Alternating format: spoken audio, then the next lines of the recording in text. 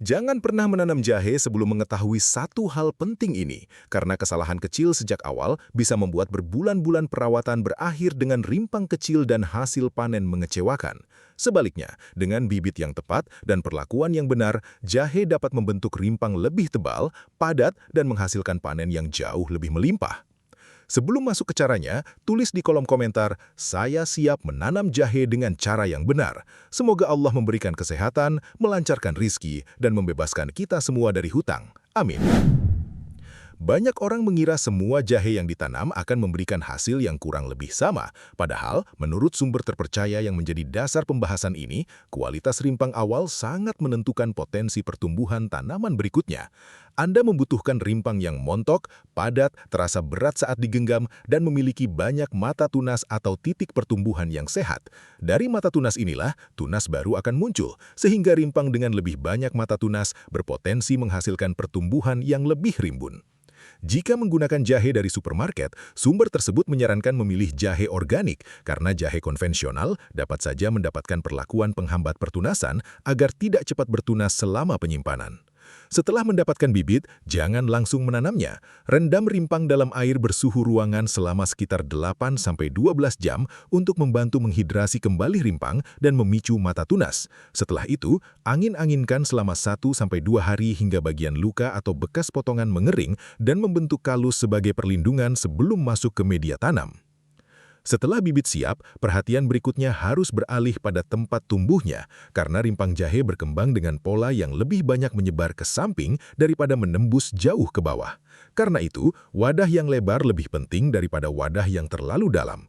Gunakan pot atau wadah dengan diameter sekitar 30-35 cm dan kedalaman sekitar 20-25 cm.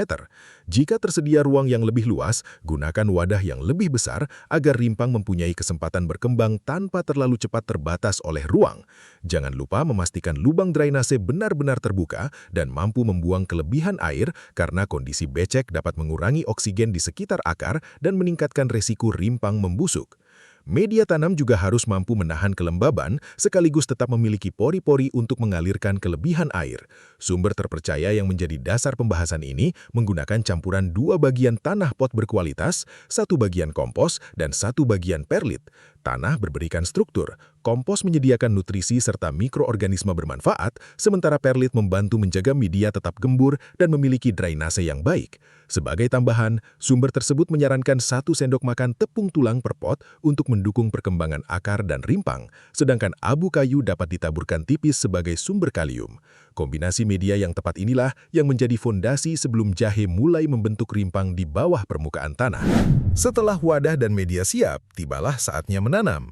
Kesalahan yang sering terjadi adalah mengubur rimpang terlalu dalam. Jahe memiliki sistem perakaran yang relatif dangkal, dan rimpangnya berkembang dekat permukaan media, sehingga cukup tanam sekitar 2,5-5 cm di bawah permukaan. Pastikan mata tunas menghadap ke atas, agar tunas lebih mudah mencapai permukaan.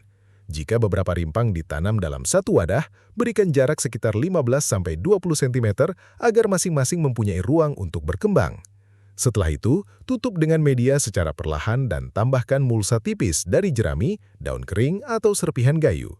Mulsa membantu mempertahankan kelembapan dan menjaga kondisi media lebih stabil selama rimpang berkembang. Penyiraman juga harus dilakukan dengan cermat. Jahe menyukai media yang lembab secara konsisten, tetapi bukan tanah yang tergenang. Karena itu, jangan hanya mengikuti jadwal penyiraman, melainkan periksa terlebih dahulu media dengan memasukkan jari sekitar 2-3 cm. Jika bagian tersebut terasa kering, lakukan penyiraman.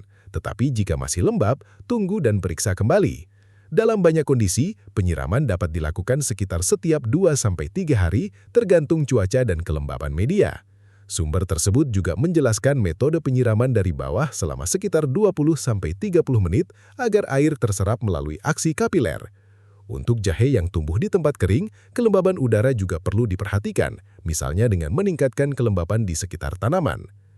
Jahe membutuhkan cahaya yang cukup, tetapi bukan berarti harus diletakkan di bawah terik matahari sepanjang hari.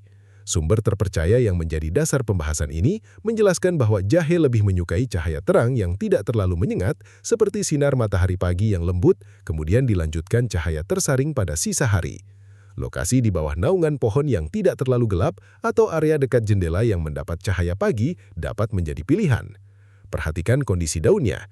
Jika daun tampak pucat, tepi daun mengering dan terasa renyah, tanaman kemungkinan mendapatkan terlalu banyak cahaya langsung. Sebaliknya, apabila pertumbuhannya kurus, memanjang mencari cahaya dan terlihat lemah, tanaman kemungkinan membutuhkan pencahayaan yang lebih baik. Setelah cahaya terpenuhi, jangan lupakan kebutuhan nutrisi.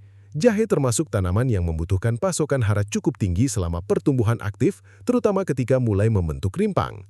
Sumber tersebut menyarankan pemberian pupuk cair setiap 2-3 minggu selama masa pertumbuhan, dengan teh kompos sebagai salah satu pilihan atau pupuk cair seimbang jika tersedia. Hindari pemberian nitrogen secara berlebihan karena nitrogen memang dapat membuat daun tumbuh subur, tetapi tujuan utama kita adalah menghasilkan rimpang yang besar dan padat.